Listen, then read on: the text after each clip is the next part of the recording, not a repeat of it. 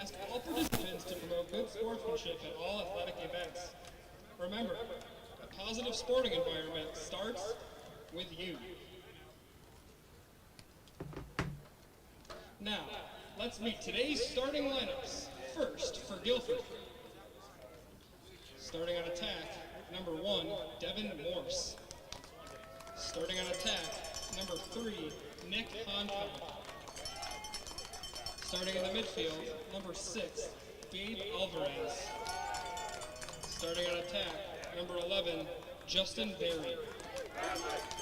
Starting in the midfield, number 13, Andrew Birch. Starting on defense, number 19, Thomas Goodwin.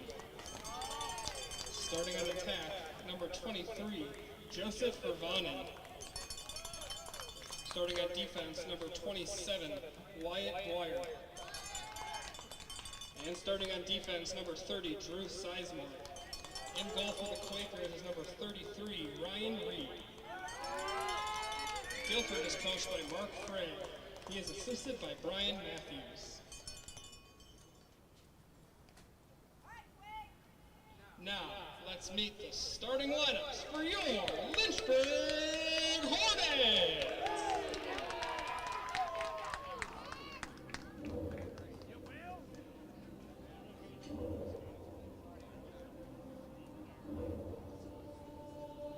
Starting on defense, a junior from Whitehall, Maryland, number 2, Henry Merindin. Starting in the midfield, a junior from Sykesville, Maryland, number 3, Chris Darminio. Starting on attack, a senior from Sewanee, Georgia, number 7, Kyle Lewis. Starting on attack, a sophomore from Windham, New Hampshire, number 10, Jake Ross. Starting on attack, a senior from Hingham, Massachusetts, number 21, Ryan Kenny. Starting in the midfield, a junior from Salisbury, Maryland, number 33, Bill Nestor. Starting on defense, a senior from Dallas, Texas, number 42, Marshall Rodriguez. Starting on defense, a sophomore from Lutherville, Maryland, number 43, Don Zingo. And starting at face-off, a sophomore from Lake Oswego, Oregon, number 56, Michael Cross. Starting in goal for the Hornets, a junior from Summit, New Jersey, number 0, Tyler Hadley. The Hornets are coached by Steve Kadelka. He is assisted by Colin McGuire, Evan Lombardo, Seamus McDonald, and Steve Bradley. The athletic trainer is Caroline Wesley Seiler, and the director of operations is Jack Allen.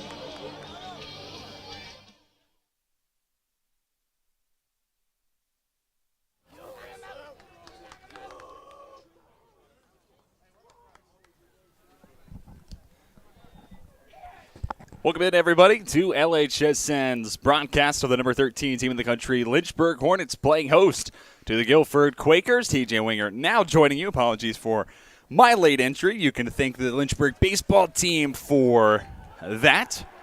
Big win for the Hornets, 29-7 over Greensboro.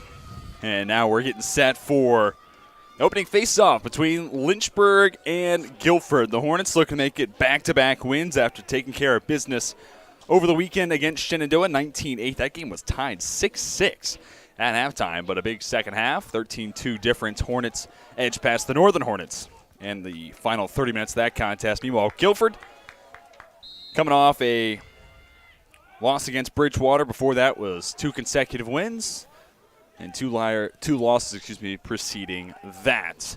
Michael Kraus wins the opening face-off, but with whistles being blown, possession is given to Guilford. Flung to the near side. Bringing it up towards midfield. Drew Sizemore. Sizemore forced to kick it over to the far side. Turnover created by Lynchburg. Kyle Lewis patrols, looking for help, was eyeing Rust. Instead, gives it all the way over to Kenny. Kenny, shot denied. First save of the day for Ryan Reed, senior from Madison, New Jersey. Nets his first save. Make that a freshman from Durham, North Carolina. Apologies. Looking at the wrong number there. And Lynchburg wastes no time. Breaks open the scoring column and lead 1-0.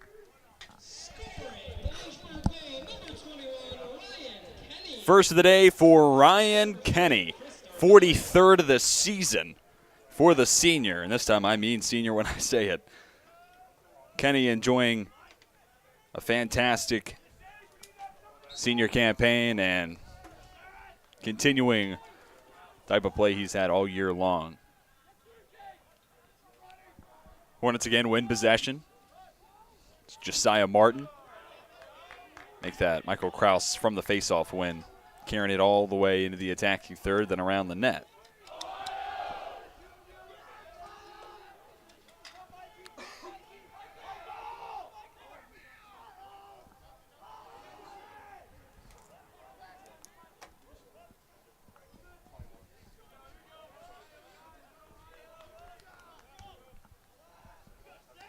Mitchell lays off for Neves. Neves hailing from Centerville, Virginia, back to Mitchell. Consecutive hat tricks for the junior. Low angle shot. Russ denied. Ricochets out towards the far sideline. Less than 30 seconds on the shot clock. Neves gives way to Rust. Rust lost it. Now has Lewis. Lewis marked up by Wyatt Dwyer. Kicked over to Mitchell in front of Anthony Barnes Jr. Mitchell forced to backpedal. Spins to his left. Steps into the shot. Finds the arm of Reed. And they'll reset the shot clock back to a full 60.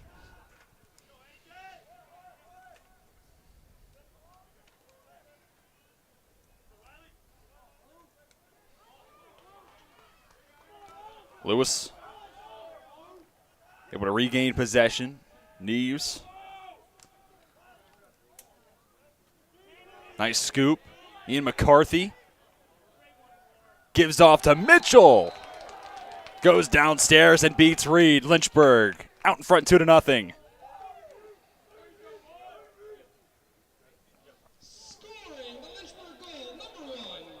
Goal number 20 of the season for Riley Mitchell. And his 8th through the now 2 games, and then including tonight, a little under 3 minutes of play. Mitchell keeps a hot hand, and you have him in the mix as that tertiary scoring option. Ryan Kenny's probably your go-to guy, right? That's why he gets the first goal tonight. He's up to 43 goals in the season. Kenny's probably the go-to scorer. And then you have players like Lewis who can do a little bit of both, but think of him primarily as a facilitator. You have Rust who does more of the same, and then you got Riley Mitchell, and Ian McCarthy stepped up, had some big moments as the year's gone on. Lynchburg offense, no shortage of firepower. Empty possession for the Quakers. Ground ball picked up by Robinson. Robinson over to Lewis. Lewis gives to Kenny. Kenny has his second on the night. What was I saying? He's the go-to what now? Go-to scoring option. Yep. 44th of the season for Kenny. Hornets out in front 3-0. Here it is one more time. Another dime drop for Lewis. Lewis came in the day with 36 assists on the season. He's only added that total with that most recent scorer. Kraus opposite of Jax Atkins, and another faceoff win for Lynchburg.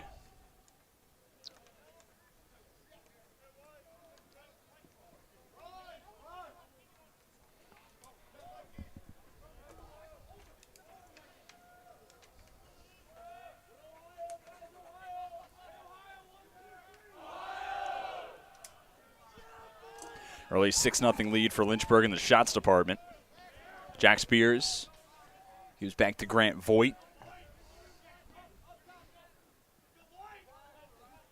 Voigt patrolling to his right, gives way to Rust.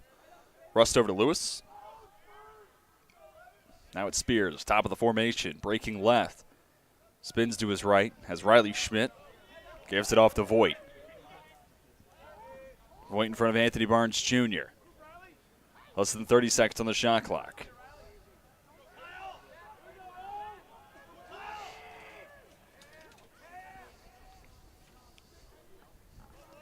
Voigt kicked over to Rust.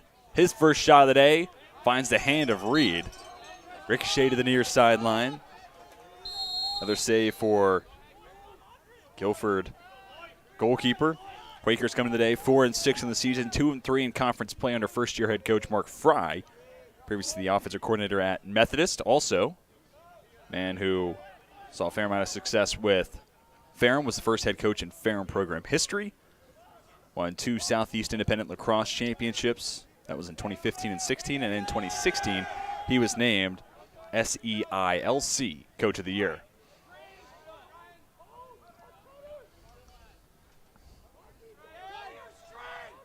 Voigt holds for a while. Now has Lewis in the face of Reed. Shot blocked. Shot clock at 13. And if you're wondering why the baby blue jerseys, we'll tell you at the end of this possession. Rust wraps it all the way around and found the post. Wow.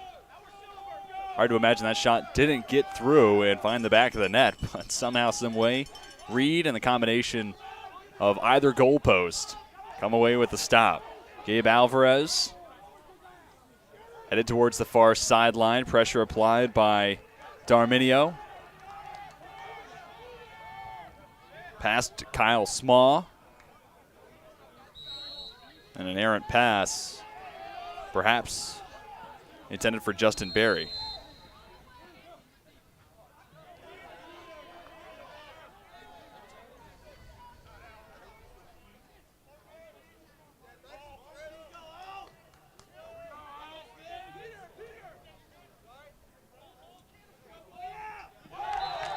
Shot. Another score for Lynchburg. Hornets up 4-0. Ian McCarthy has its first on the ninth and ninth on the season.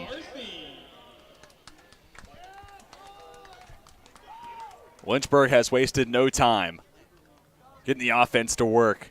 McCarthy across the body of Reed finds home on the 10th shot of the game already for the Hornets. And it's a beautiful night for Lacrosse in Lynchburg. It was about 85 degrees at the time of first pitch for baseball. Temperature's calmed down a little bit, so maybe low 80s, upper 70s. Sun setting, so it's starting to cool off as well. And solid crowd on hand for the One Love Foundation Step Up Night for Lynchburg men's lacrosse. That's why the baby blue jerseys, and might I add, always a great look.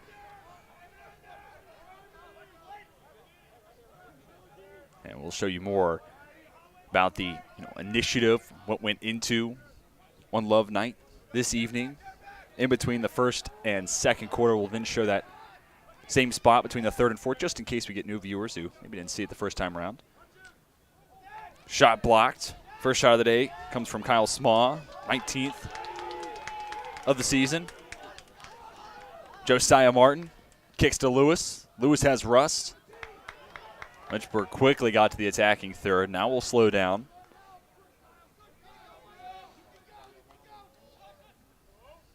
Lewis for Kenny. Kenny got the hat trick.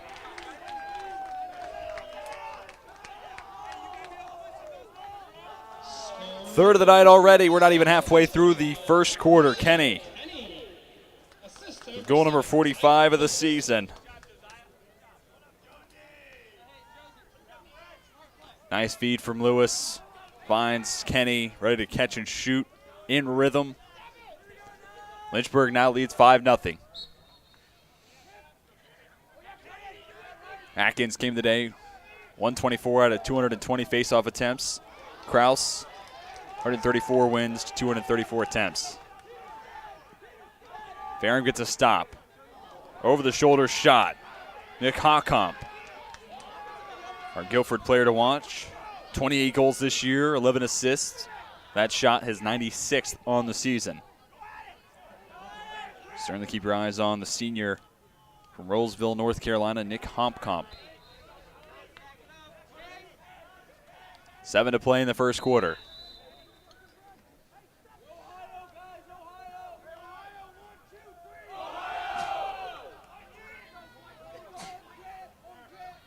Russ brings it all the way towards midfield before giving way to Voigt.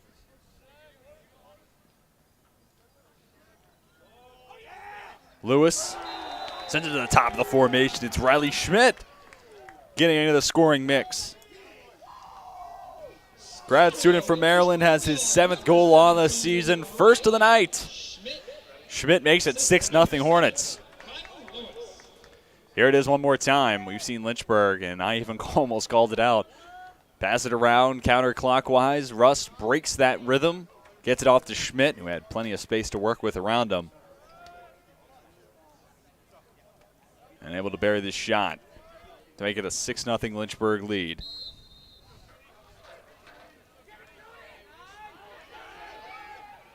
Face-off win and a ground ball pickup for Tyler Cooney. Came in the day 28-54 on face-offs. Cooney wins another possession for the Hornets.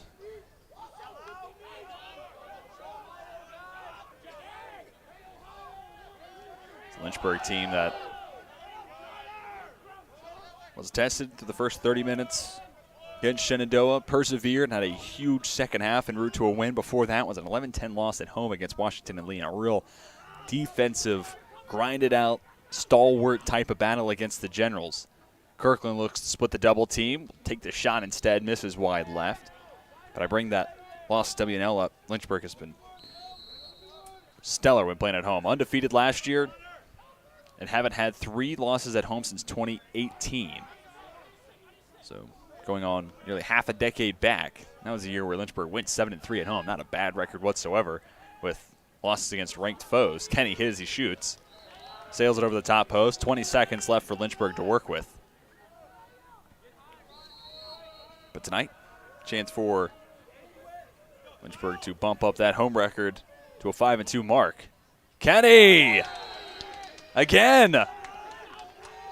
His 4th of the night. Kenny can fill it up, to say the least. He tied a program record with 9 goals in the win against St. Mary's of Maryland. Nearly halfway there. We're still in the first quarter. And Kenny found the opening between the wickets against Reed.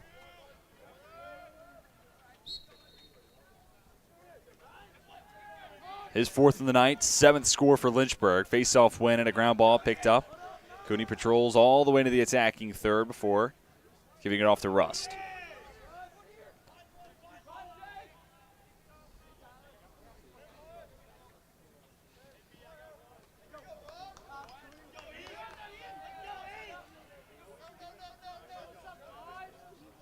McCarthy with a score already tonight. Lynchburg lots of time to set up the offense. Going back to that loss against Washington and Lee, that's the only loss this year for the Hornets against a not only non-ranked opponent, but against a team that's not in the top 5. More on that in a moment. Mitchell's shot finds the far side post.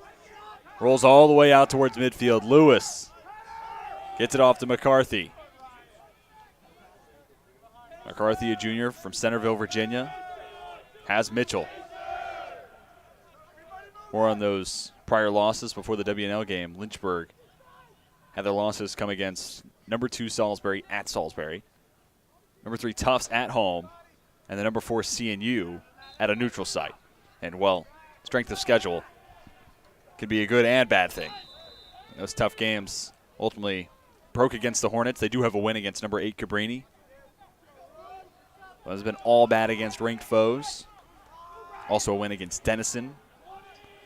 They were ranked as the number 18 squad in the land.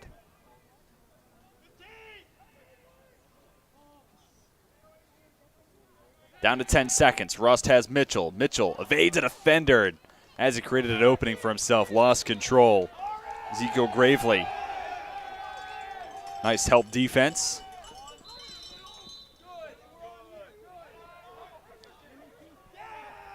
Now Guilford has a short possession picked up. Darminio His third goal on the year. Chris Darminio. Goals in back-to-back games now. This defender is starting to have a knack for finding the back of the net.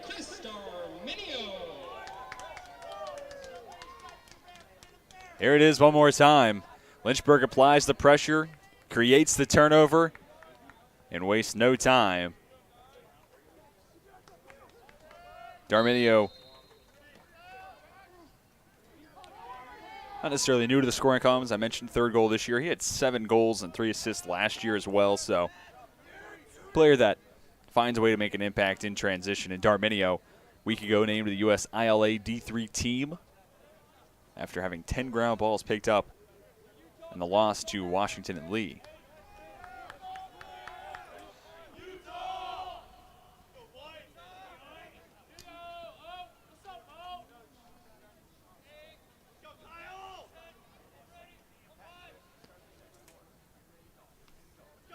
Three minutes left in the first quarter. Rust. Swing pass. Spears. Picked up by Alvarez. Gives to Kenny. Kenny denied by Reed. The ground ball picked up by the aforementioned keeper.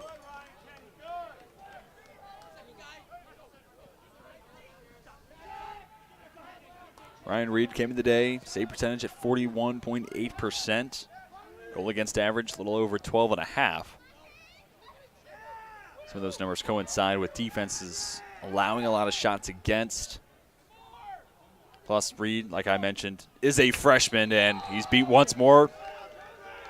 And beat once more by Ryan Kenny at that. 5th of the game for Kenny. Scoring the Lynchburg goal, number 21, Ryan Kenny.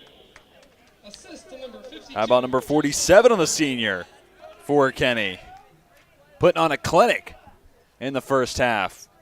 Takes Reed on, mano-a-mano, and there are not many keepers across the country that will stop Kenny that close.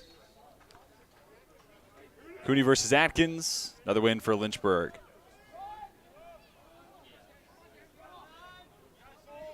Shot advantage for the Hornets has now grown to 21-2. So you see Robert Kirkland and Charlie Evans check into the contest, as does Connor Moore. Starting to see those secondary lines become more and more prevalent in this game for the Hornets. Moore, 6 games played this season. Out to Kenny. 6th goal of the night.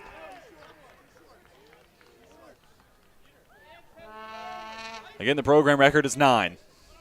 Scoring the Lynchburg goal, number Take another look. Ryan Kenny. Assist to number 10. Got the last one from up close, this time from Chef Curry range.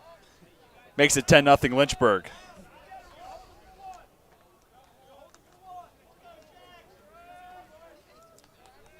Kenny 2 goals short of 50 now.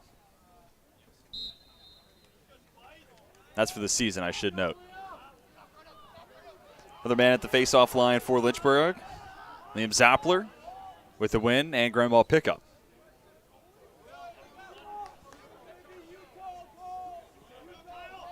Zappler, senior from Delaware.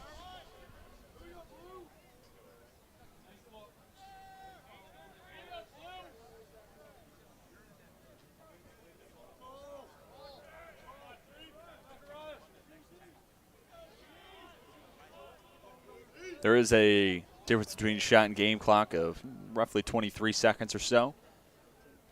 Now with 40 left on the shot clock, Kirkland gets the offense into motion. Tries to get the pass off for Evans. It's off the mark. Kenny gets it back. Evans had a hat trick earlier this season coming against Virginia Wesleyan, freshman from Maryland. Big part of that 28-4 win where the Hornets tied a program record for goals in a game and shattered a single-game assist mark. Kyle Lewis in that game alone tied an individual record for assists in a game. Lewis for Kenny. Give him another. Cross body. Ryan Kenny has anything he wants and maybe some more. 27.5 to play in the first quarter. Here's goal number 7 of the night for Ryan Kenny. 49th of the season.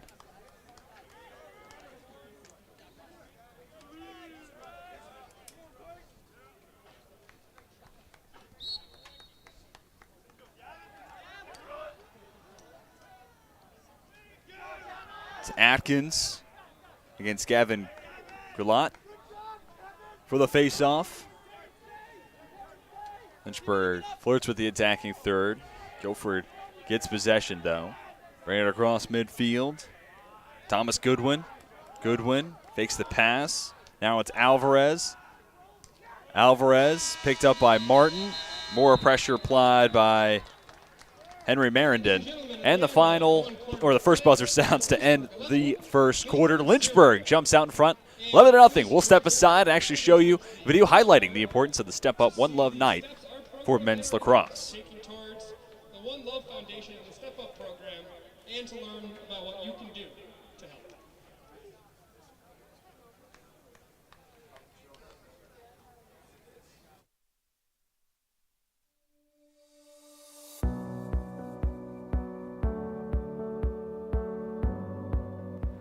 We've all been told at one point or another to stand up to bullies, but not every situation has a clear bully and victim. What do we do in those unclear times? Take a moment to think about a situation or event where you could have intervened but you didn't. Do you wish you could have done something differently but didn't know how? The Step Up program is designed to educate students on the tactics of bystander intervention when they encounter problem situations on campus, off campus, or throughout their entire lives. The Step Up program equips students with tools that they can use whenever they encounter a situation that they do not feel comfortable with. The men's lacrosse program has a strong relationship with the One Love Foundation. The One Love Foundation was founded in 2010 after the tragic loss of UVA women's lacrosse player Yardley Love. With the addition of the Step Up program on the University of Lynchburg's campus, there is a multitude of educational opportunities to learn how to step up in our campus environment. Tonight we have created the One Love Step Up game in order to bring awareness to bystander intervention and relationship violence. One Love is important to me because all people deserve to be treated equally by their significant other. Step Up is important to me because it equips me with the skills to be a better leader in my community. To learn more about the One Love Foundation and Step Up, please feel free to look at these resources and social media.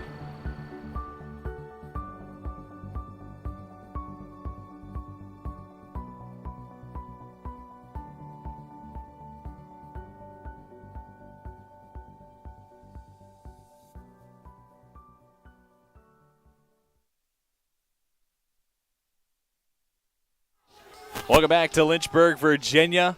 Ryan Kenny, a force to be reckoned with tonight. 7 scores already. Lynchburg leads 11-0 as we get set for the second set of 15. Thomas D'Souza opposite Jax Atkins. Face off to start the second quarter. Unable to be picked up by D'Souza. Instead, it's gathered by Blanchard, who takes the shot. Skips it up and over the top post. And quickly into the second quarter, Lynchburg adds to their now 24-2 shot advantage. I want to talk more about the video we showed you between the first and second quarter. Really awesome initiative that Lynchburg men's lacrosse has put together. And one, it's an excuse to wear the cool blue jerseys, but it's obviously a lot more important than that. The One Love Foundation Step-Up Night carries larger than sports implications, and especially a roster of 55 men. It's really awesome to see that focus and initiative taken by Coach Kudelka and some of his players. This was a majority player-led focus, which is always a good sign and makes it feel that much more real. Cross midfield scampers Anthony Barnes Jr. Pass intended for Andrew Birch, off the mark. Lynchburg back to work on the offensive side.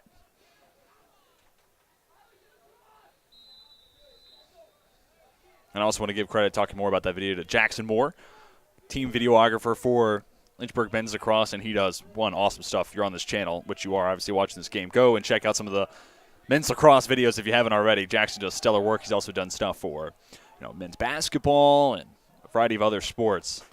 Equestrian Nationals video.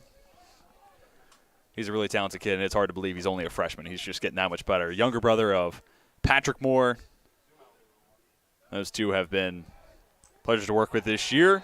Jack Spears lines it up, knocks it down. Lynchburg leads 12-0.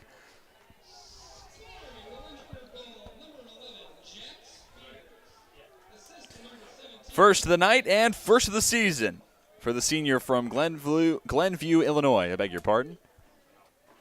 That's been the focus all night long. Lynchburg going downstairs to beat the keeper Ryan Reed once again. Kenny's had a ton of success. Spears emulating something similar with 13:20 to play in the first half. Face off. Another one by Lynchburg. That was Liam Zoppler at midfield for the Hornets. Winning the possession for, normally you'd say red and white, but tonight you say baby blue and white. Kirkland spins against Alvarez. Maintains possession somehow. Now loses it. Picked up by the Hornets. Shot! And a score. Logan Lehman. Couldn't have seen the net for more than 0.2 seconds, but still not only gets the shot on frame, but beats Reed. Lynchburg now leads 13-0. Seventh goal this year for Logan Lehman, and it's as simple as scoop and score.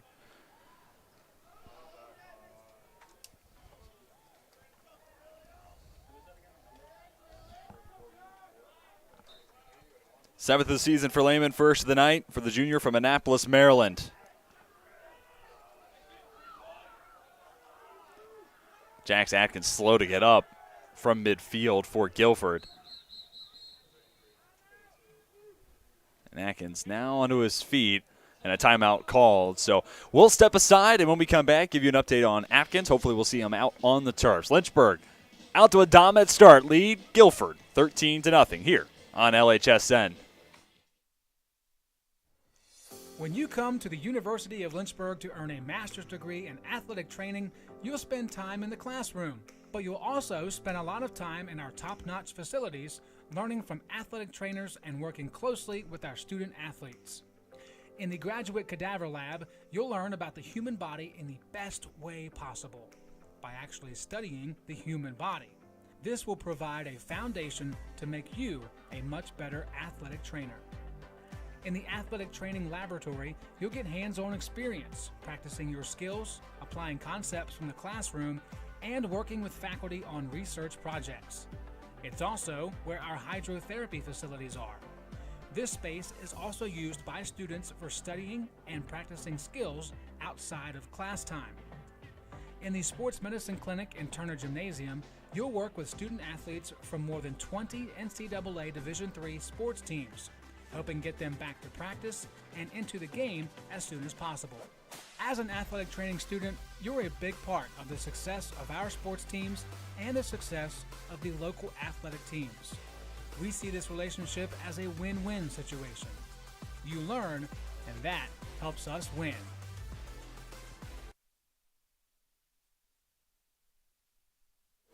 Big hit before we went to break.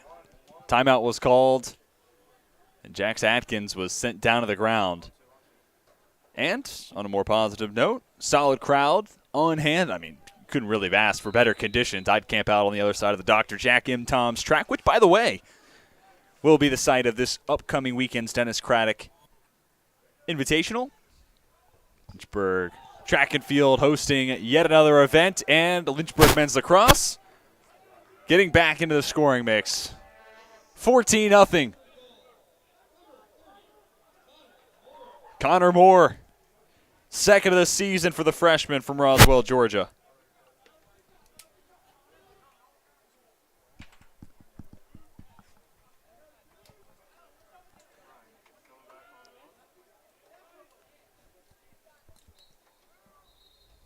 Connor Moore now into the scoring column. False start called on Atkins.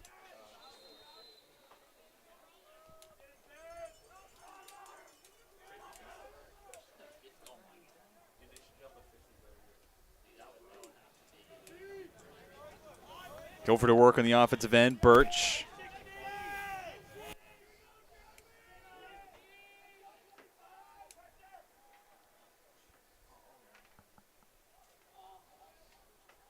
Brought out by Alvarez. Pass goes to Barry. Back to Alvarez. Shot just wide of frame. By the way, Patrick Moore, the new keeper for Lynchburg. Hadley got the start. That shot came from Devin Morse, his 42nd of the season, just the third of the night for Guilford. Down to a knee, Nick Honkamp. Tries to wrap it around and get a shot off. Instead, he's wide. Picked up by Morse. Sent back out to Birch. Birch trying to get it to Morse. Pass was broken up, and it looks like Patrick Moore cleans up the play. Flings it ahead. Leading the charge, Cole Zacharias. Now gives it off.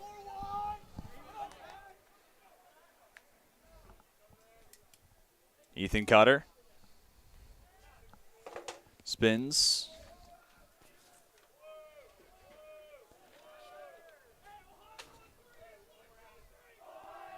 Lynchburg in no rush to get set. Using their clock to their advantage. Chris Jennings, first time calling him out tonight. Two-sport athlete, also a member of the Lynchburg men's swim team. Olmstead to Coder. Coder back out. Owen Hacker. Hacker brings it to his right. Has Jennings. Less than 30 seconds on the shot clock.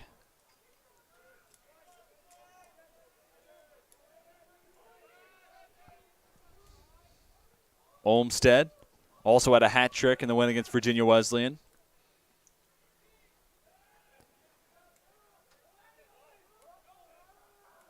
Clock down to 8.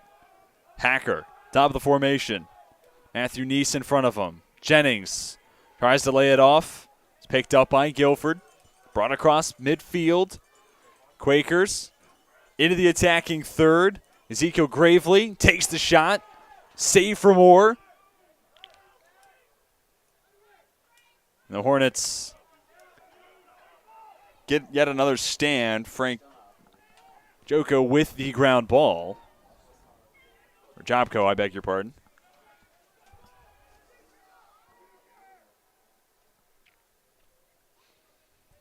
Guilford able to string together a couple possessions, putting shots and pressure against the keeper, Patrick Moore.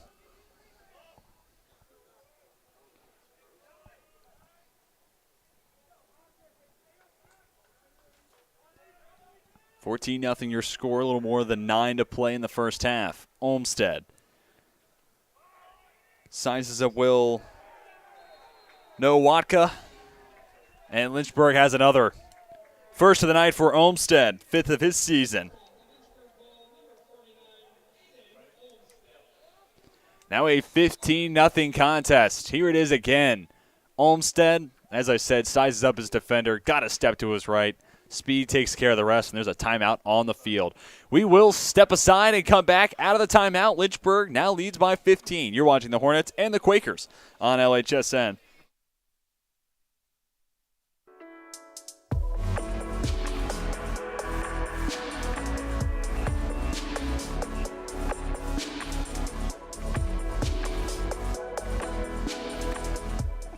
Today's a rough day. Jess and I are officially on a break.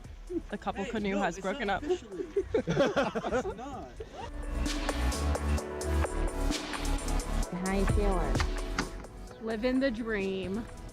Just canoeing. That's the Mexican side behind me. The U.S. is that way. So far, we're all still alive. I really want a peanut butter and jelly sandwich. Woo! We did it! Kind of.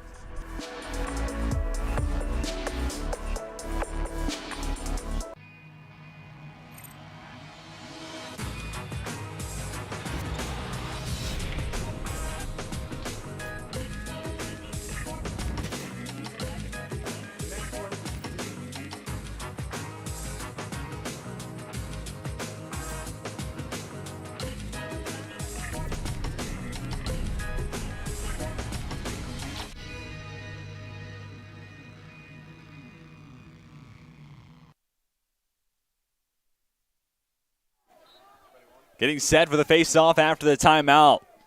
Another face-off win for Lynchburg.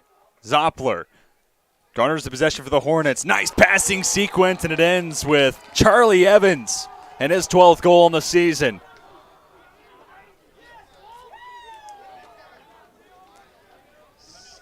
Scoring parade in a frenzy for Lynchburg. First of the night for Evans.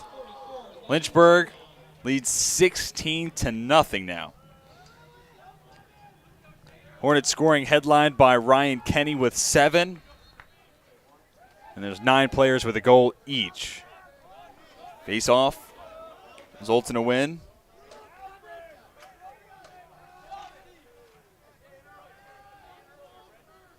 It's Gavin Griot winning the possession for Lynchburg, and it's Kirkland controlling now, giving it to Moore. McCarthy just checked in. That's where the pass goes. You've seen 4 different players take face-offs tonight for Lynchburg.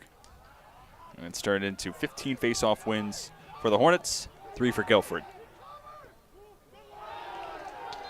Pass, finish, Evans again. Back-to-back scores for the freshman hailing from Severna Park, Maryland. Assist goes to Cotter. That's the 13th of the season for Charlie Evans. He becomes just the second player for Lynchburg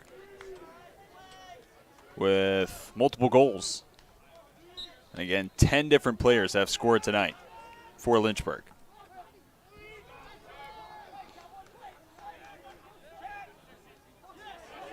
Pass forward, taken away. Steve Ulrichs generates the turnover. But not the doing for Lynchburg. We'll see Guilford come back left to right. Matthew Neese to start the possession. Gives it off to Reed. Neese, by the way, junior from Mebane, North Carolina. 10th game played this season. Has a goal and a pair of assists so far this year. Looking long. Airmails the pass. Look like they're trying to get it away to Joseph Hervinen.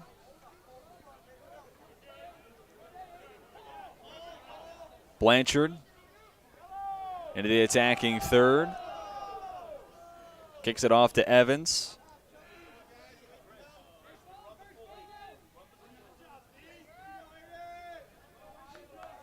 Now Olmstead, hailing from Cornelius, North Carolina. 6 game played this season. Talked about it earlier. Had a big day against Virginia Wesleyan.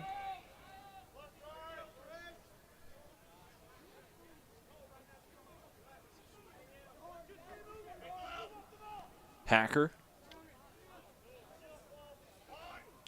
Now Olmstead.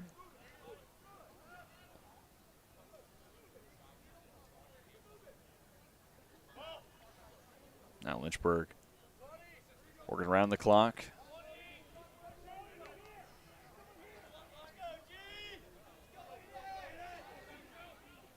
Lehman gives to Olmstead. Olmstead, Cotter, Jennings. Back up top to Hacker. 5 seconds left on the shot clock. Hacker breaks right. Takes the shot. Stopped by Reed.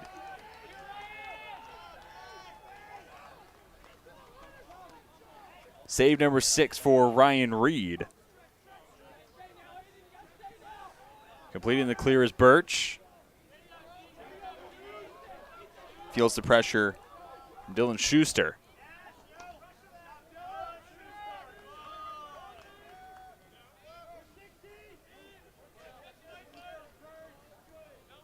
Sma with Olmstead in front of him. Looking at the last 5 for Guilford. Most recently was the 1910 loss at Bridgewater. Before that, it's wins against Ferrum, 15-5. The spot where Mark Fry, first-year head coach for Guilford, won a pair of SEILC titles in 2015 and 16. Was the 2016 Coach of the Year. And then after the 15-5 win against the Panthers, it was a 20-3 win against Randolph.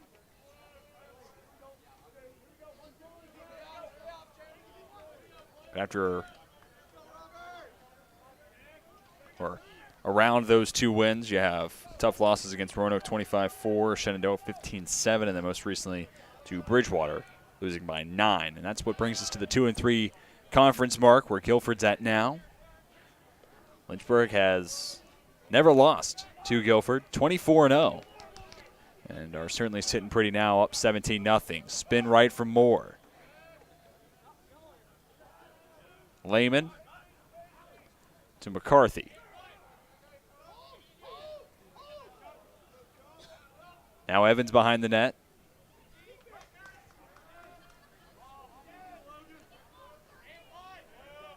Lehman with 20 seconds to work with.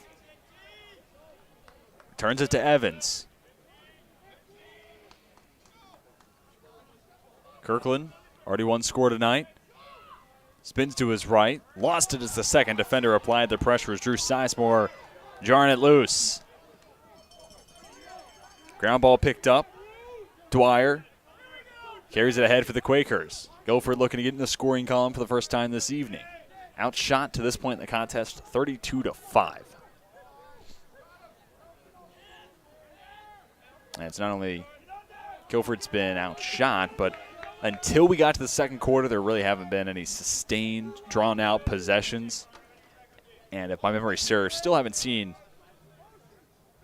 Guilford be able to put up multiple shots in a possession, get it back, reset, get another look off against the Lynchburg keeper.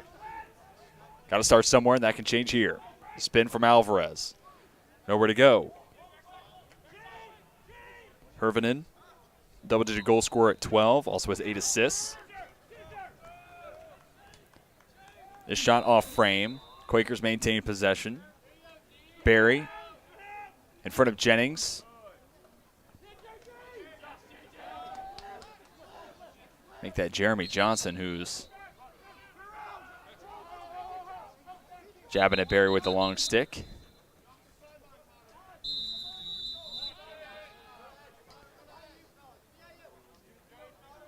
Lynchburg takes over. Cotter. Man with possession. Send it all the way out to Olmsted. Now Hacker.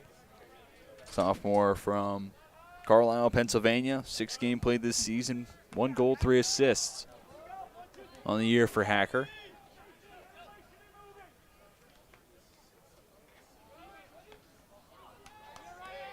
Shot, save for Reed, who then falls on it.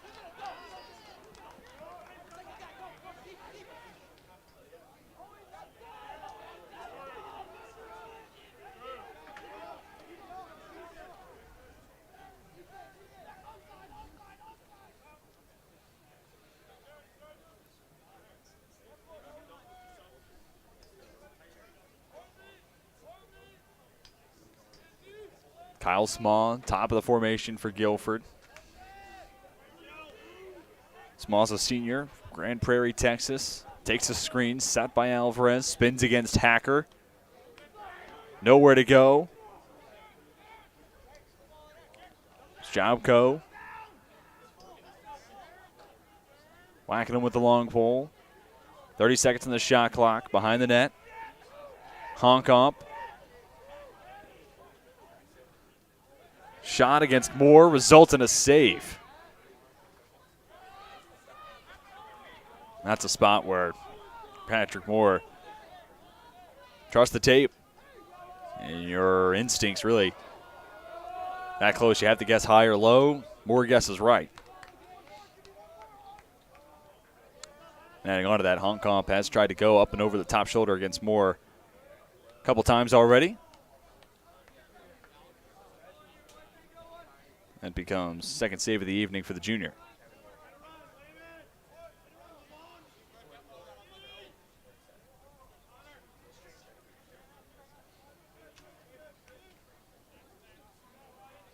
Connor Moore ahead for McCarthy. 1 minute left to play in the first half.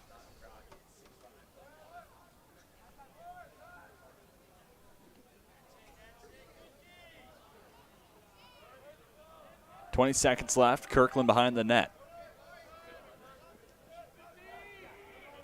was 20 on the shot clock, by the way. Now down to 10. Evans will lay it off towards the corner.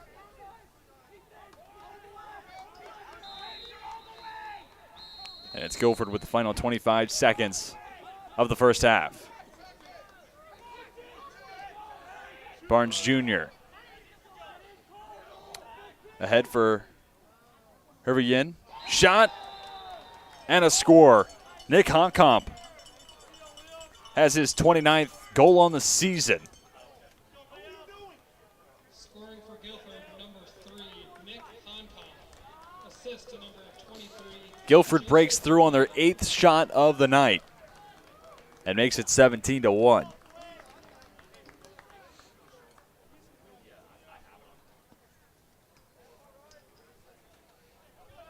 A little more than 11 seconds left in the first half. It's a positive momentum for Guilford to bring into the locker room once we head to the break. Atkins against Zoppler. Face-off win. Alvarez over to Barry. Broken stick. Shot was off frame. Less than a second in the first half. Flung up and over the net, and that will do it for the first half of play. Hornets in the driver's seat and lead Guilford 17-1. We'll step aside, and when we come back, we'll show you some of the first half stats in a dominant 30-minute session from Lynchburg. You're watching the Hornets and the Quakers on LHSN.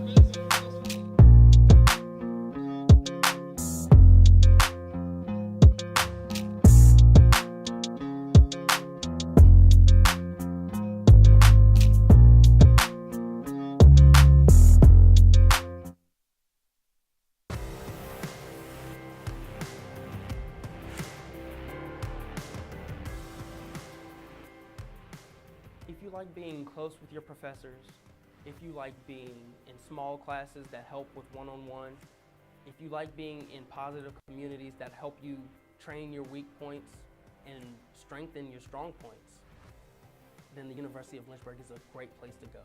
You can never go wrong with the amount of help that they offer, the amount of self-sacrifice that other people will put in for you. It has a beautiful campus, it has dedicated teachers, it has nice students, it has fun activities, and it has plenty of things to do.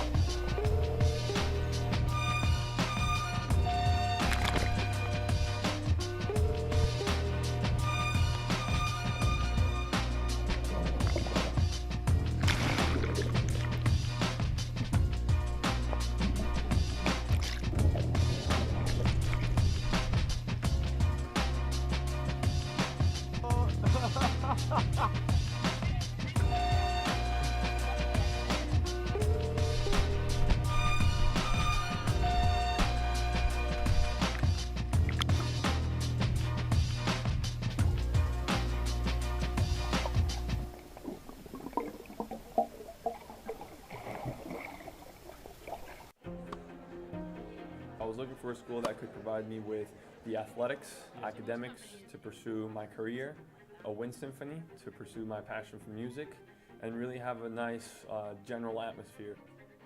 The professors here are really unique, their background and their passion for teaching. It's really a place where you can explore. Lynchburg gives you the opportunity to fail, but also get back up in that period of time and learn from your mistakes. I can make these mistakes within the school environment, but also with the support of other friends, and be ready for the real world when you graduate.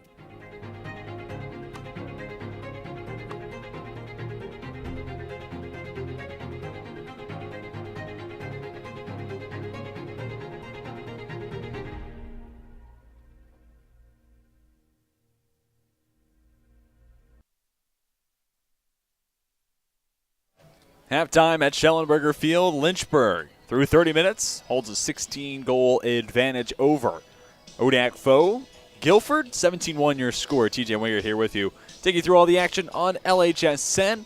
we're going to take the opportunity to show you some of these stats from the first half, and the numbers will tell the story that the scoreboard does as well. A dominant 30 minutes put together by the Hornets, looking to make it back-to-back wins after taking care of Shenandoah last time out in a 19-8 win against the other Hornets program in the ODAC.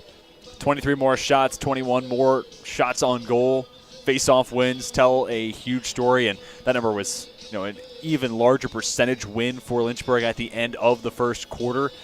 Guilford, good fight in the second half, kind of narrowed that margin a little bit more. The turnovers are actually relatively close, and to give you more on the caused turnovers, 7 caused by Guilford against the 9 for Lynchburg.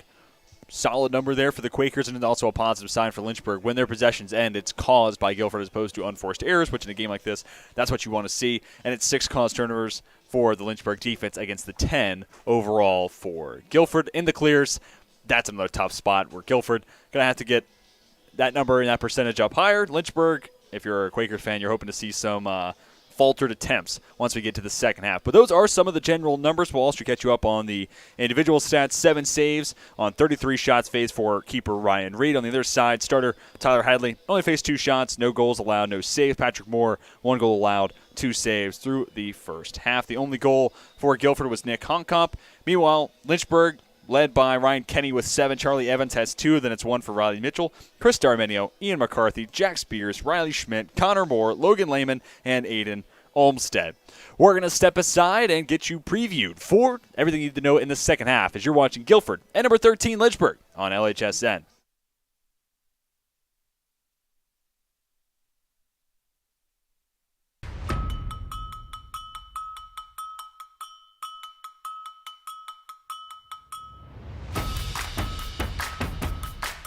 Living the dream.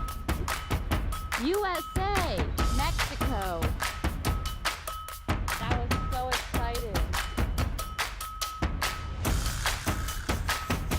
Never think that your donation is in vain, because you're helping out hundreds of students that are just like me, who need a shot and who are getting one. Without donations, without you individuals that are helping to donate to the university and the Lynchburg Fund, there would be no student body president, Davion Washington. There'd probably be I'm stuck at home, Davion Washington.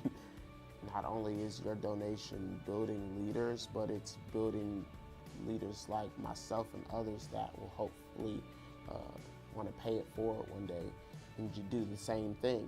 I know for a fact that, when I have it, because I want to give back to this university that provided me a home for 4 years.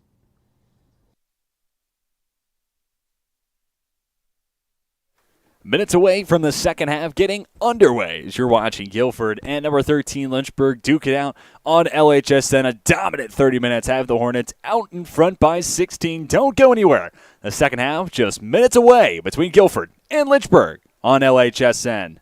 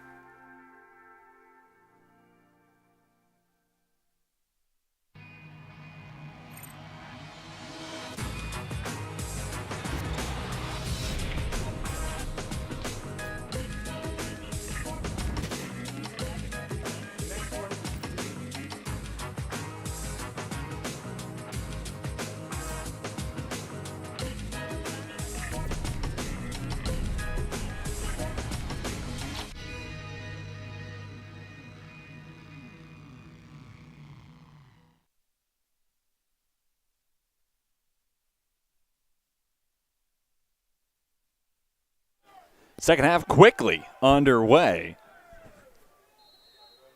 It's Guilford looking to bring it out of their defensive third, passing it towards the near side. Wyatt Dyer, sophomore from Seattle, Washington, started all 11 games this year for the Quakers. Guilford gets it across midfield before losing it. Darren Palma gathers for the Hornets. Gets the pass off to Blanchard, freshman from Salem, Virginia. About an hour or so away from Lynchburg.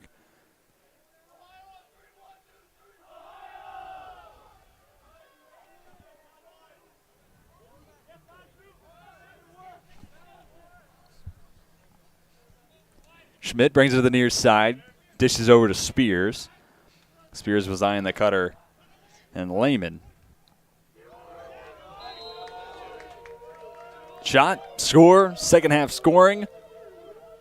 Gets underway, courtesy of Grant Voigt.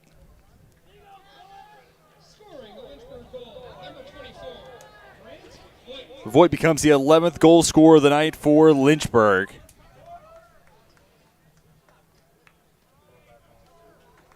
And the sophomore from Phoenix, Maryland, has his 5th on the season. 18-1, Lynchburg out in front. Taking this face-off for the Hornets is Jeremy Johnson. And it's still Jax Atkins as a lone face-off man on the roster for Guilford.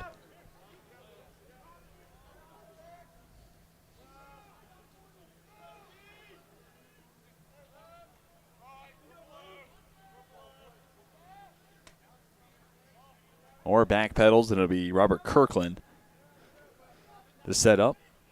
Charges to his right. Kicks to McCarthy. Forced to give it away. Moore for Lehman. Moore sets the screen left.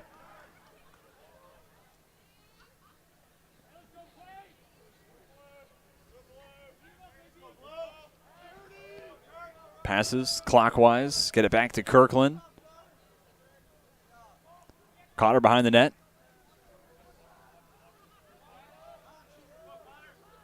Moore for McCarthy. Second defender comes. Moore shot fake down to a knee. Passes off. 5 seconds left for McCarthy.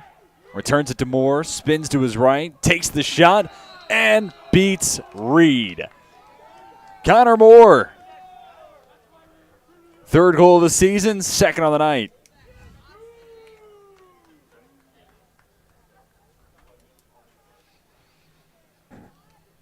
Take another look.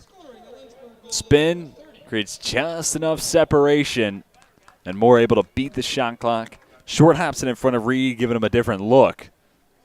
Makes it that much more challenging to play against if you're the keeper. Jax Atkins wins the faceoff for Guilford. Working against D'Souza that time for Lynchburg. Able to get the pass off to Justin Berry, and now the Quakers got the final score of the first half. Looking for more.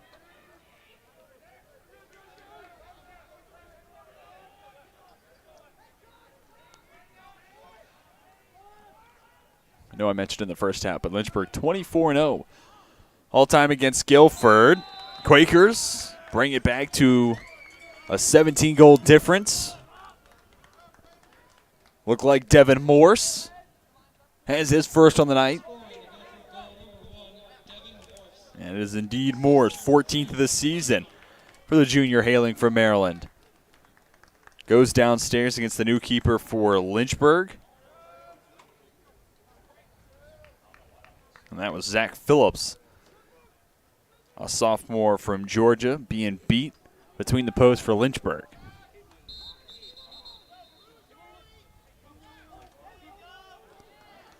False start.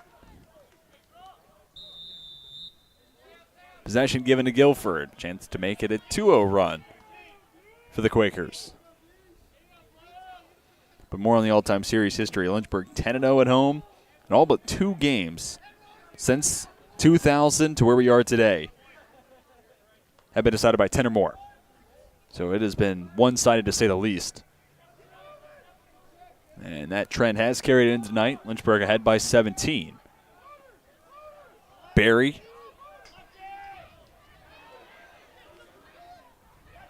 With Ulrichs right behind him.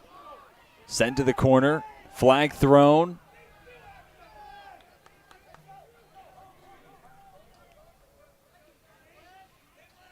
Now Blanchard, the defender. Bringing it behind the net. Hervinen. Feeds Honkamp. He's got the only goal, or he had the first goal of the night for the Quakers. Now Morrison in the scoring mix as well. Nice feed, a wide open look. Hervinen just sailed it up over the top post. Minute slash. Goes against Ulrichs. Heads to the penalty box. Man up chance for Guilford, who won the season 9 of 38 on their man up opportunities.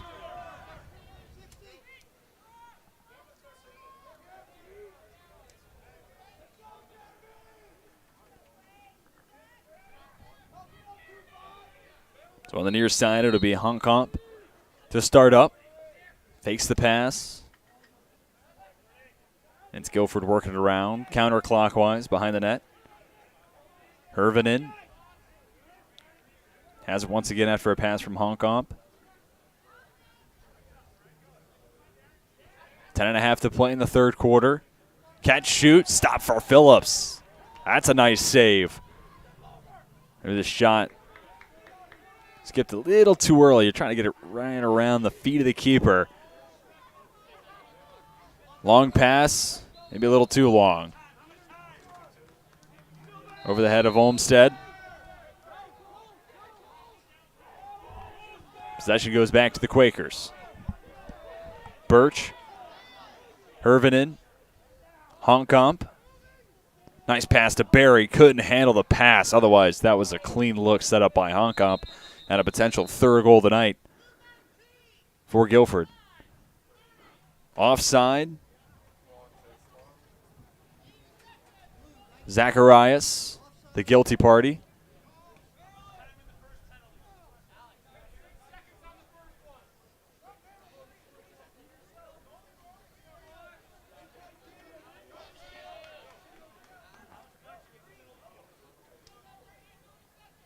It's now 2 players in the box for Lynchburg.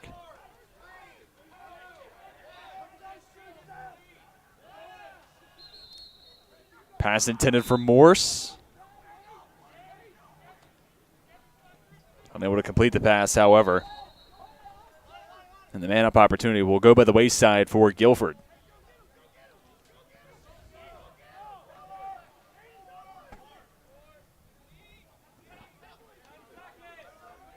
Quakers apply the pressure. Nice pass forward. Blanchard completes the clear.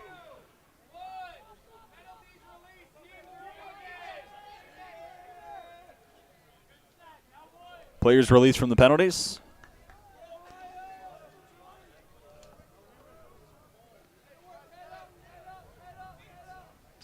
Olmsted, the snipe. High left 90, makes it 20-2.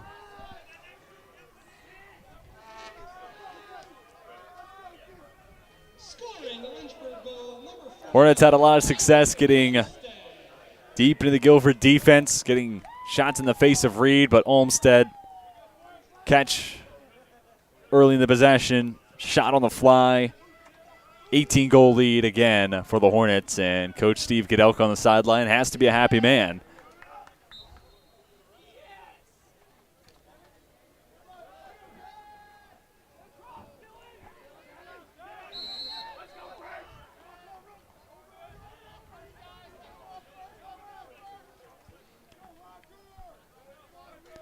Rio's pass, too tall of his intended target.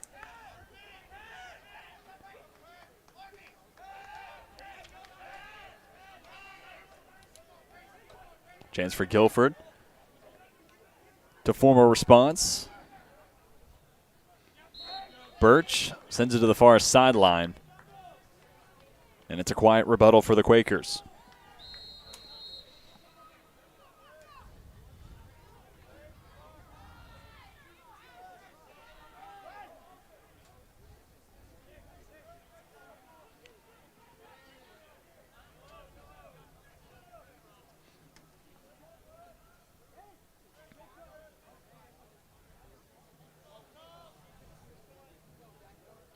Connor Moore with it. 2 goals tonight for the freshman. Eyes Jack Spears. That's where the pass goes towards the near sideline. Spears has Gravely in front of him. Dish goes back to Moore. Gravely knocks it loose. Moore gets it back.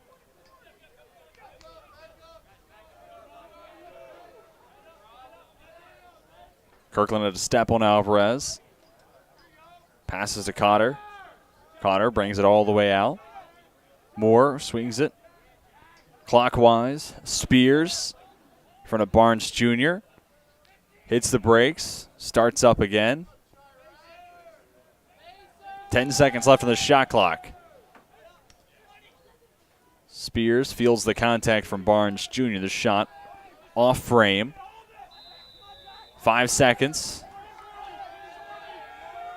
And Lehman will lay it down.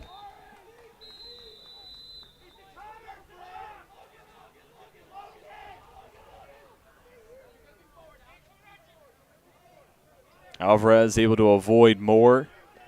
Barnes down the center of the turf. Has Barry to his right. Pass basically split the difference between Barry and Devin Morris, number 11 and number 1, respectively. That about sums up what we've seen from Guilford this evening. Chance to come up with a huge upset against the Lynchburg team, top 13 squad in the country. And you look at these two teams, the passing has just been on 2 different levels so far tonight. Lynchburg's been, for the most part, very clinical, efficient. Guilford had a hard time stringing together more than maybe a couple passes on a given possession, and more often than not, it's been 1 shot per opportunity and nothing more. Meanwhile, Lynchburg has been able to utilize the full 80 just about every time, multiple resets in the first half as well.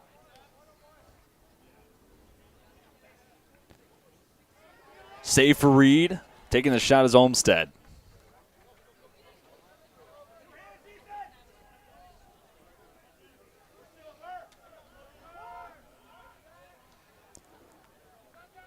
Cotter couldn't poke it free. Away from Goodwin.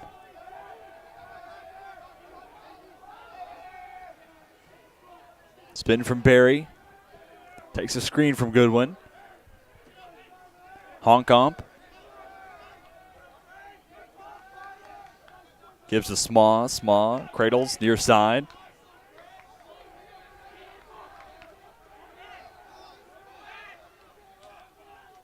Three defenders.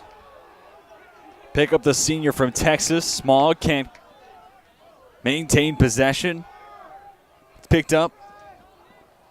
Will Scheimer trying to get it to Cotter. A pass flung up and over the far sideline. Guilford returns the favor.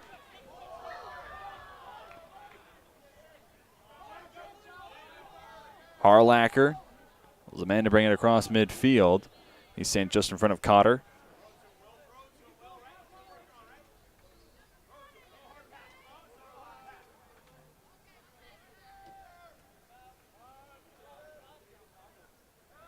Kirkland up top. Gives to Moore. Chance in this type of a contest, 18-goal differential. Lynchburg can use their second, third, fourth shifts, lines, however you want to phrase it.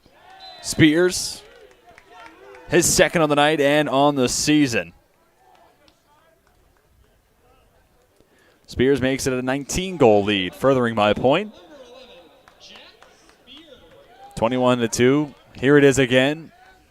And it's just Spears breaking to his left. A second defender doesn't step up. Therefore, the opening, well, stays open. Spears able to take care of the rest.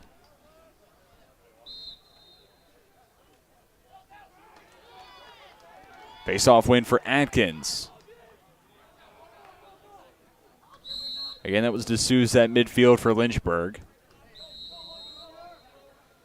Nothing doing after the face-off win, and again, that kind of goes back to my point a minute or so ago. Guilford just has not been able to string sustained possessions. Big hit from Barnes Jr. Flag on the play. Schuster lost control.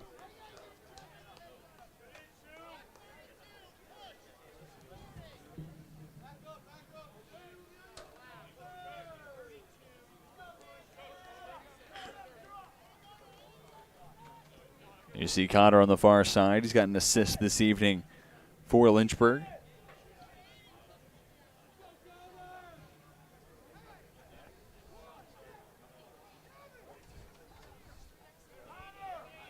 And into the penalty box goes Anthony Barnes Jr., the senior from Cary, North Carolina.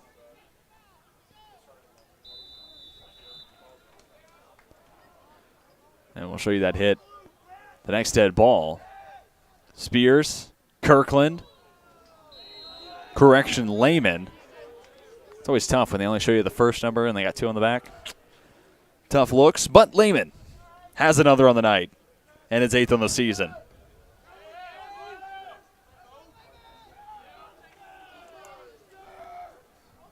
Junior makes it a 20-goal Lynchburg lead. On one love night, Lynchburg brought their A game, donning the light blue jerseys.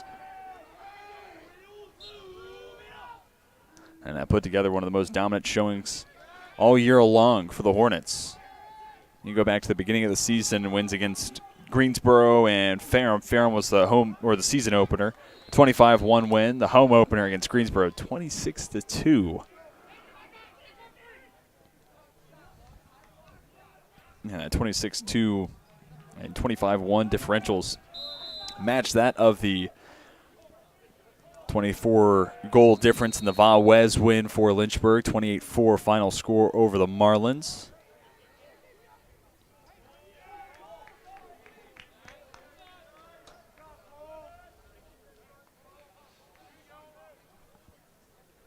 So if you're looking for season best and goal differential, 24 is the number to keep your eye on.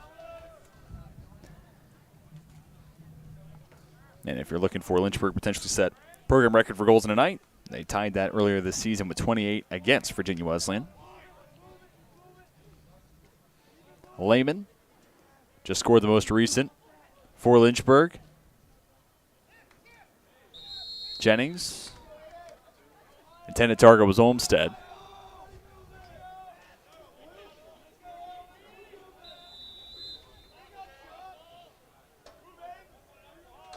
Jennings with it again. Attacks to his right. He'll take the shot. Short hopped in front of Reed. Appeared to be wide left as well.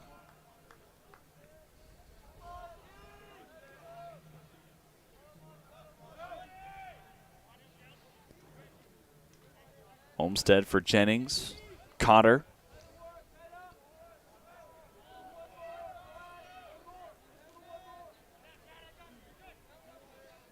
Passes go counterclockwise. Shot clock down to 3. Jennings winds up, denied by Reed. Ricocheted off the keeper's stick. Out towards the end line. Lynchburg maintains possession. And this is just, going back to that point, it's something we just haven't seen from Guilford so far tonight. Multiple chances.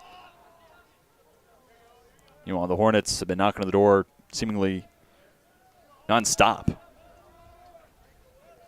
against Ryan Reed. Jennings gives it off. Evans for Lehman. Lehman looking for another. Wide right on the shot.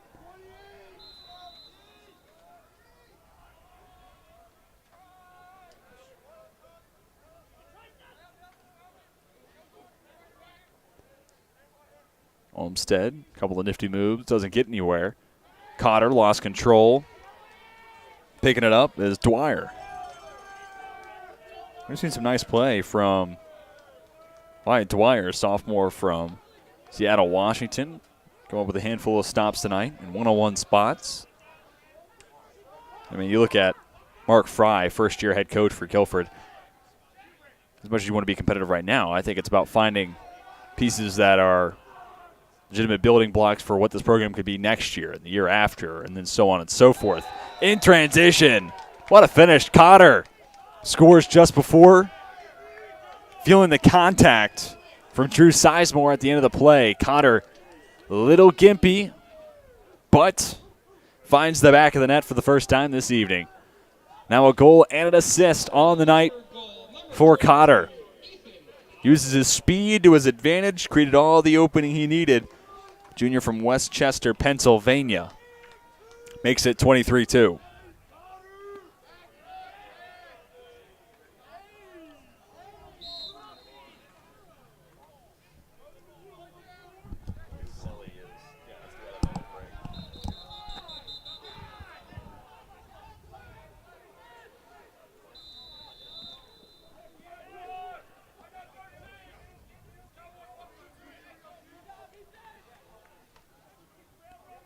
Birch gives back to Alvarez.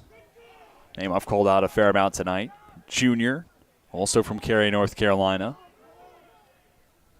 As Alvarez brings it around the net. In front of him is Zacharias. Pass.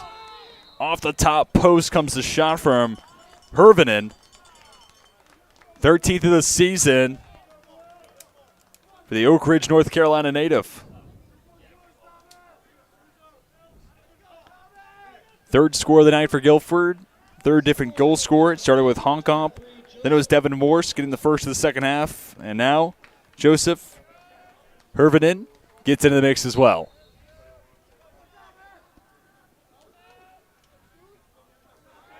Atkins and D'Souza at midfield. Face-off win for Lynchburg.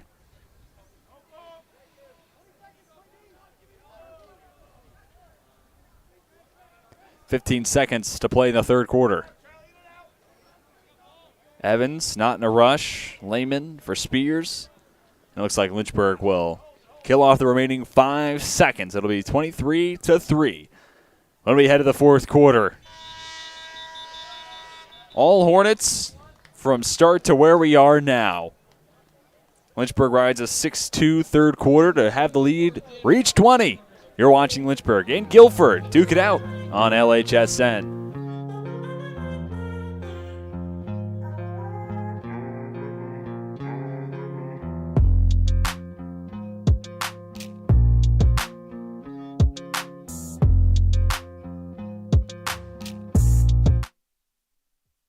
Lynchburg really stood out for me just because of the way it treated its students. They really do make an effort here, and I've learned that over my 4 years is that they actually do try to listen to what the student body wants, and they try to act on that.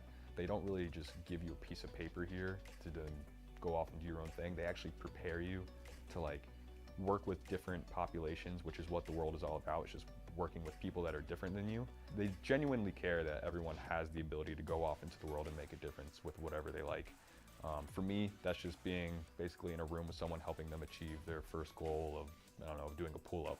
I actually do believe they want you to do the best you can to change someone's life for the better.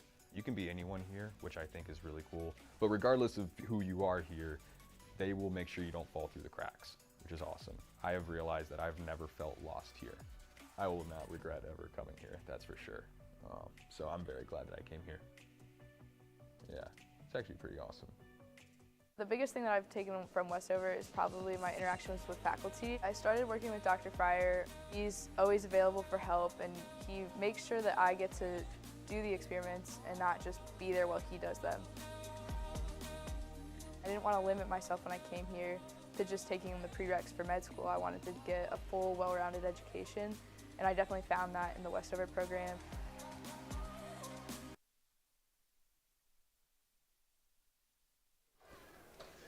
Getting set for the final stanza. Ethan Cotter, his first goal of the night. And hope to see him back on the turf, it appears. He is indeed able to continue playing tonight. Fourth quarter face-off. Atkins flings it back. Birch gives chase and picks it up. It's a face-off win for the Quakers.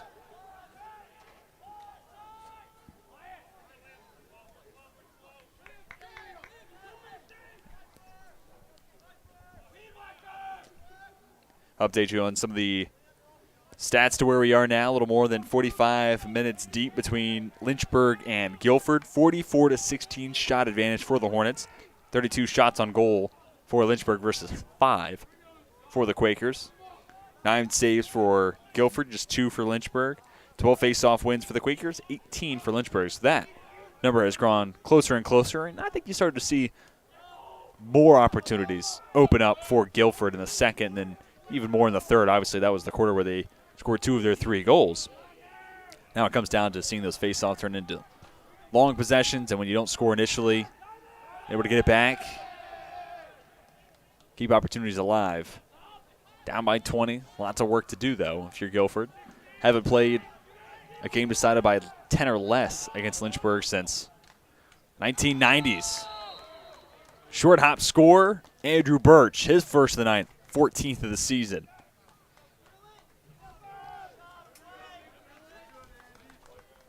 Sophomore opens up the fourth quarter in the scoring column. Takes a shot right in the face of pressure applied by Cole Zacharias. Alvarez gets the assist. That's his 6th dime on the season. D'Souza and Atkins.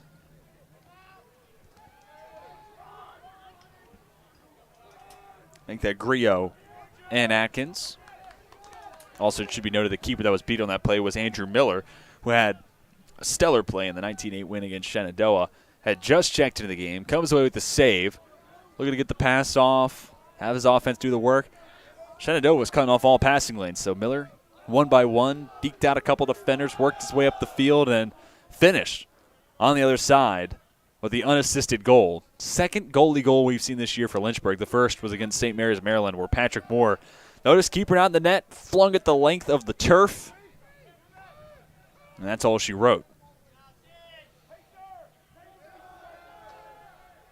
So half of the Lynchburg goalie staff, if you want to call them that, have found home, and it's just always interesting to see goalies scoring goals.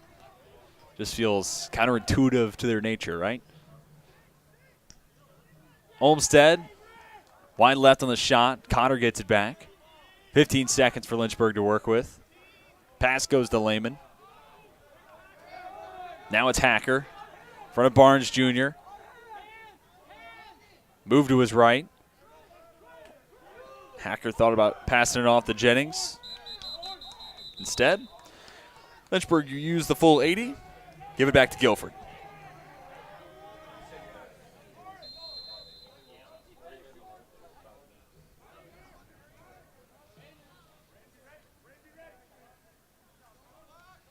Across midfield comes Thomas Goodwin. Trying to get the pass off to Justin Berry. Misses up and over the head of the sophomore. And that's the other encouraging sign. I kind of alluded to this a little bit for Coach Mark Fry in the third quarter. This is a young team. You do have players like Nick Honkamp, who's a senior. But, you know, Devin Moore's going to have another year of him around. Gabe Alvarez, some promising players. Jack Berry's a sophomore. I've seen a lot of playing time for Ezekiel Gravely on the defensive side. That's a freshman and a big-time role. Wyatt Dwyer has been a really impressive guy to watch on the turf. That's a sophomore. So you also have a freshman keeper in Ryan Reed. This is a team that's going to see some maturity and some growth in the right directions and the right spots. Now it just comes back to, okay, we're going to lose Honkamp. How do we resupply the offense we're going to see graduate this May? And if you're a Guilford fan, Mark Fry's had success within the ODAC, right at Ferrum, who you beat earlier this year. So I think you already have some stable footing underneath you. Now it's about building off from that platform moving forward. Cotter couldn't handle the pass. Bring it across midfield. Dwyer stops. Long pole defender. Gives way. Honkamp had the first goal tonight for Guilford. Pass in front of Miller. They're able to get the feed off to Morse, who finishes it at point-blank range. Second of the night for Devin Morse, 15th of his season. That's a nice 1-2 punch on that formation, or on that possession, I should say. Nick Honkamp has his 12th assist in the season. Just a nice find. Goes up top, and advantage Morse. When you're 6'5", 180,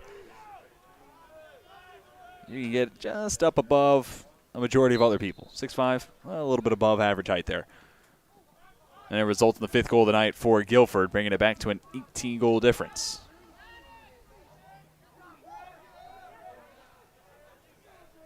Nice move from Brian Jungles. Gets possession for Lynchburg.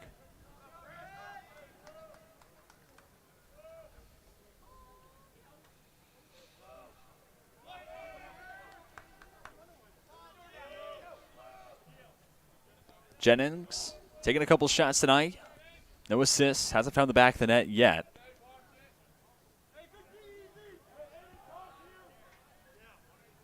Evan down to Lehman. Now it's Hacker.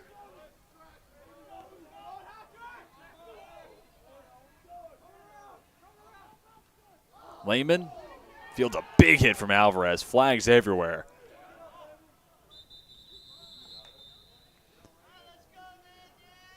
And immediately heading to the penalty box, Alvarez knew what was coming. Here's another look. That's scary, especially given where this game is at. 18-goal lead for Lynchburg. Head up in the neck, shoulder, head area. It's the last thing you want to see as the game winds down, less than 10 to play. Player up opportunity, though, for Lynchburg. Hornets right around 50% on the season. Only these opportunities 16 for 33 to be precise.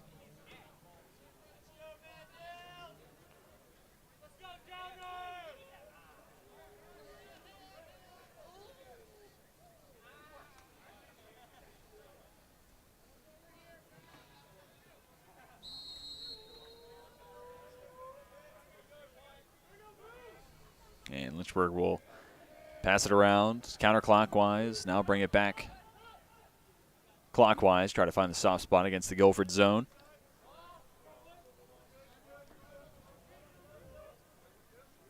Voigt forced to retreat. Schmidt has to give to Spears. Gets it back. Voigt. Kirkland. Head fake. Takes the shot.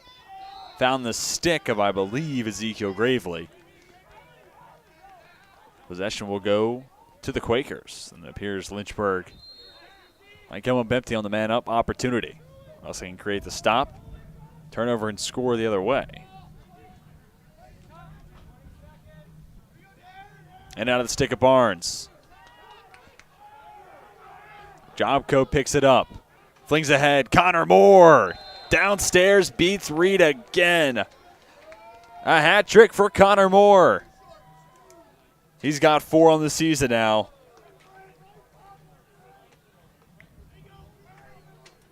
Lynchburg sees their lead back up to 19.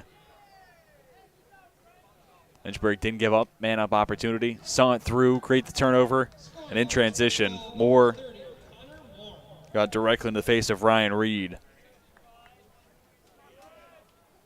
And picks up his 3rd of the night.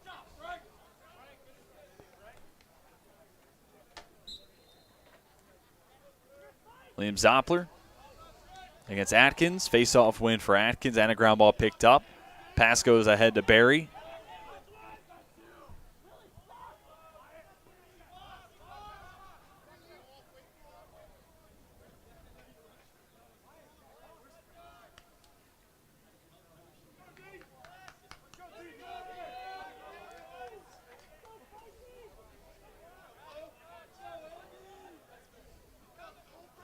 Eight and a half to play till we reach the conclusion. Birch. Over to Honkomp. Sends it to Miller. Snagged by the freshman.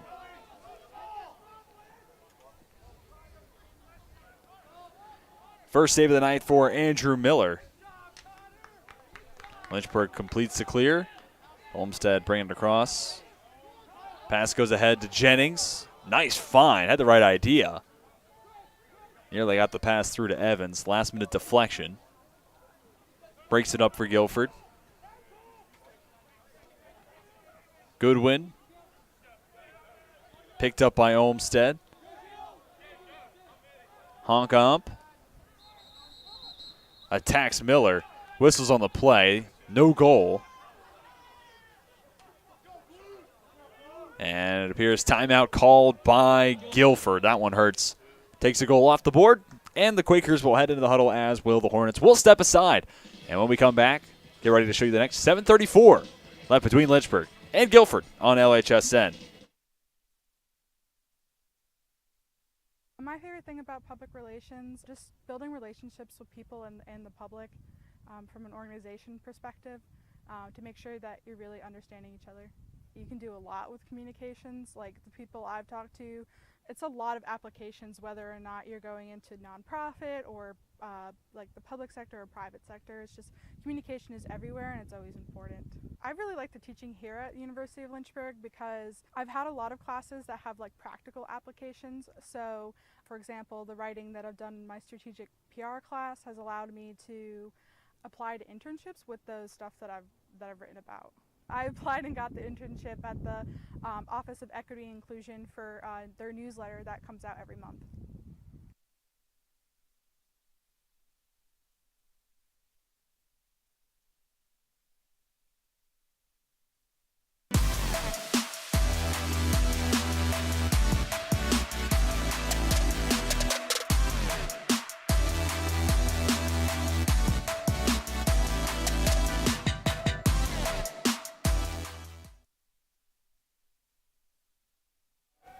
Seven and a half to play till we reach our conclusion. Lynchburg has outshot Guilford 47-17, and the Hornets lead the Quakers 24-5 as we bring you back to Lynchburg, Virginia. Thank you, everybody, for spending some time with us on your Wednesday night. Maybe you were with us for baseball, taking down Greensboro,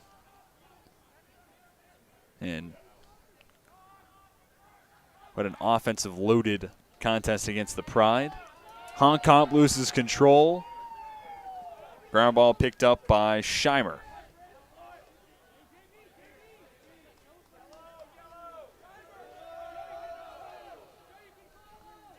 Talking about the win for baseball. How about 29-7?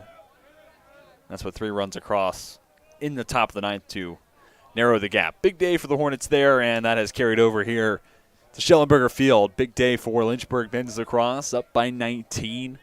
4 goals away from tying a program record for goals in a game. Have some work to do to reach that point, but I can start here as Jennings keeps the possession alive for the Hornets. Sends it over to Olmstead. 30 seconds left in the shot clock. Behind the net, Cotter for Hacker.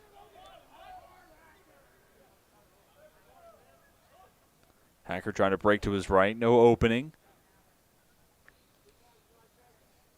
Off the stick of Evans. 10 seconds left for Lynchburg. Olmstead sizes up Barnes Jr.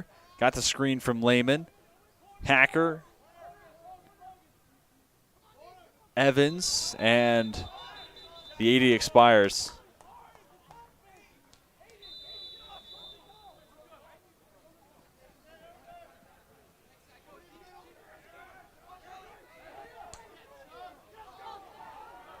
Cotter picks the pass off from Goodwin. Didn't take the shot. Sizemore was able to retreat in just enough time. Prevent a clean look for Cotter. Reed was also backpedaling, so if not for Sizemore cutting off that shot angle, you might be looking at 25-5 Lynchburg.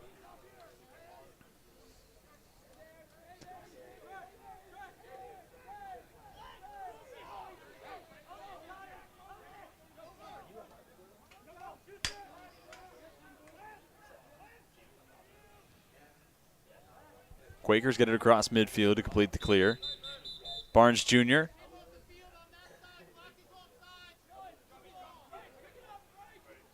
And penalty goes against Guilford. Looks like too many players on the field on the near sideline waiting to check in. Possession goes right back to Lynchburg.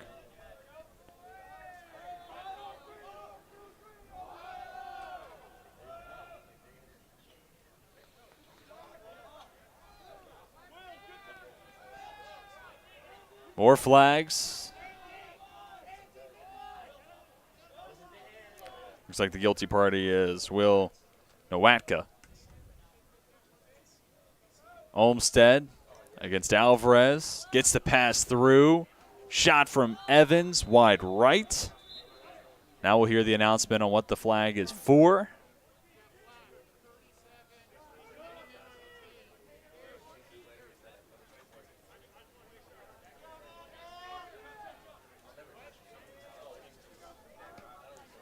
Into the penalty box goes Nowatka, senior from Spartanburg, North Carolina.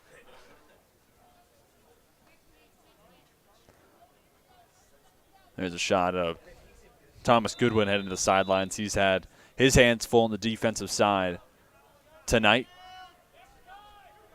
Now, again, a player down. Lynchburg 0 for 1 on these opportunities this evening.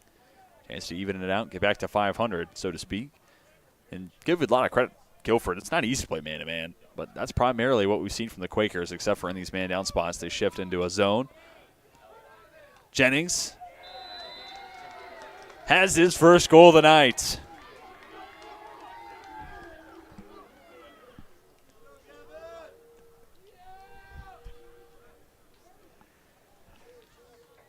Chris Evans makes it a 20-goal difference. We'll show it to you here. The two-sport athlete skips it past Reed. And he becomes a 12th different goal scorer this evening for Lynchburg.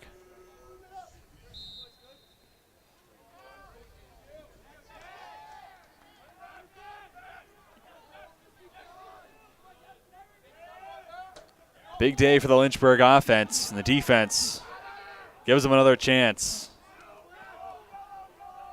Blanchard, forward for Lehman. The Hornets hit the brakes, slow down the tempo exponentially. The shot disparity has grown to a 32 shot difference.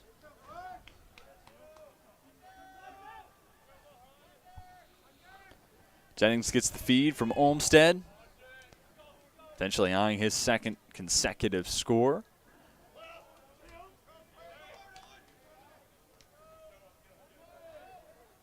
Hacker spins to his left, crosses back right, shot off frame. Stay with the Hornets.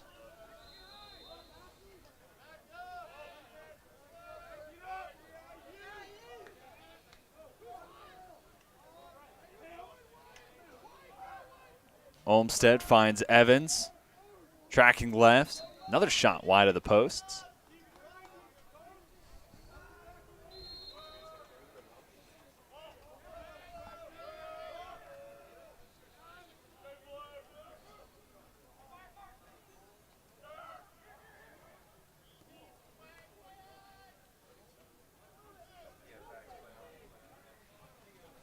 Caught her out to Jennings. Lynchburg got a fresh 60 put on the shot clock. Hacker takes an early shot, finds the post.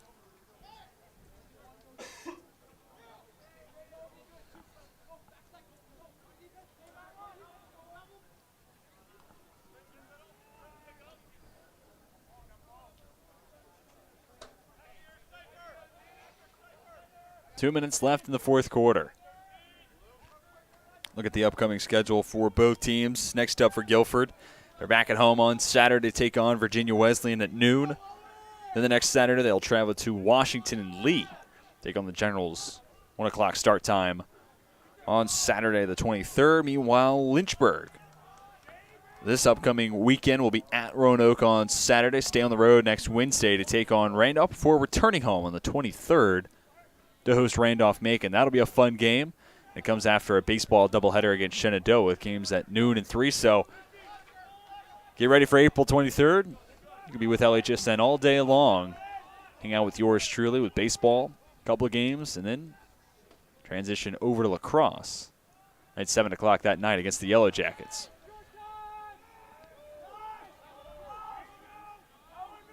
Honkamp got a step on Scheimer. Nothing doing thereafter. Scheimer looks like it gave Honkamp a good shiner, no pun intended. Less than a minute to go. See Honkamp holding the helmet. And he's actually looking for penalty on that play. That plead will fall into silent ears. Deaf ears, I should say.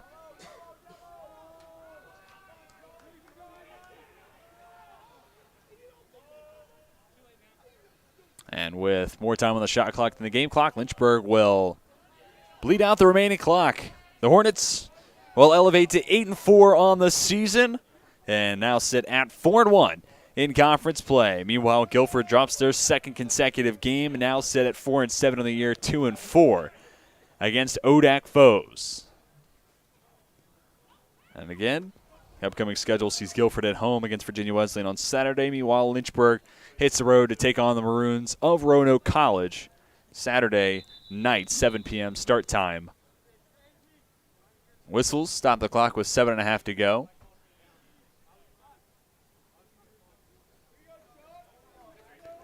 It'll be Lehman to start up.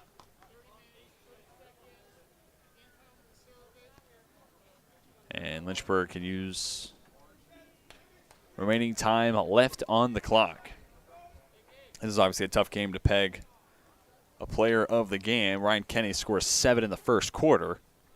That's pretty impressive. Don't see him to the next 45. You know, Connor Moore had a big day. We'll name Connor Moore our LHSN player of the game, the freshman, as Kenny went to the bench, stepped up, big scoring in the second half, and the freshman has his first career hat trick. I'd say that's worthy. I name him as our LHSN player of the game. Final score now official. 25-5. Lynchburg has her 8th win of the season. Guilford drops their second consecutive. I already told you the upcoming schedules. Connor Moore, our LHSN player of the game. I just want to say one final time, thank you, everybody, for tuning in this Wednesday night, giving some of your time. Watch the Hornets prevail against the Quakers in dominant fashion. That'll do it for us at Schellenberger Field. Shout out to our director, Sam Rice, and the rest of our fantastic LHSN broadcast crew. My name's TJ Wingard, and until next time, we are signing off.